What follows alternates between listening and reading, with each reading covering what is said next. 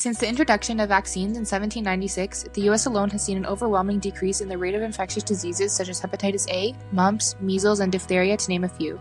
But how do vaccines help protect your body against these infectious diseases? Vaccines directly work with your innate and adaptive immune system in order to create a memory response that will allow your body to be protected if ever encountered by these foreign bacteria. When your body is invaded by a foreign infectious bacterium, the innate immune system is the body's first line of defense. Leukocytes such as basophils, eosinophils, and neutrophils act as a barrier to prevent entry of invaders or limit their spread. The pathogenic bacterium can then be captured by antigen-presenting cells, such as dendritic cells and macrophages, which present these antigens to naive T cells. In the adaptive immune system, the B cells and antibodies compose humoral immunity or antibody-mediated immunity, whereas T cells compose cell-mediated immunity. The exposure to antigen will stimulate the B cells to proliferate, where they will then begin to produce and release antibodies specific for the antigen. These antibodies bind to the antigen, marking it for destruction or to prevent further action of the pathogen.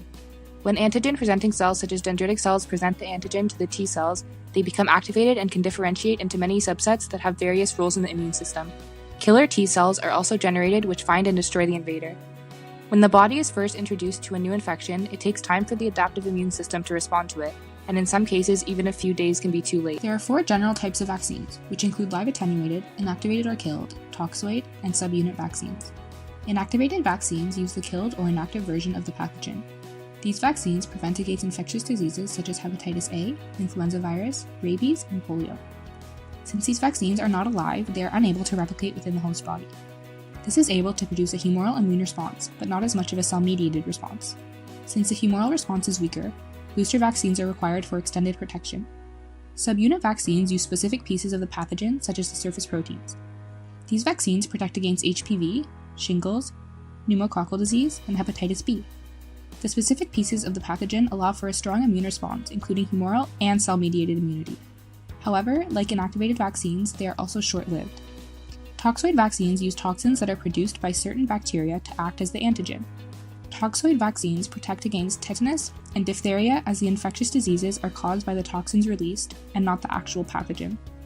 These vaccines elicit a strong immune response and are known to be very safe, as they are unable to cause the infectious disease they protect against. Live attenuated vaccines contain a small amount of the weakened live pathogen.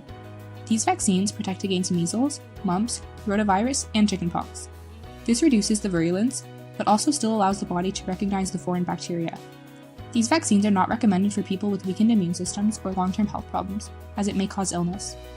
Scientists are still working to create new vaccines to continue to help protect against many infectious diseases.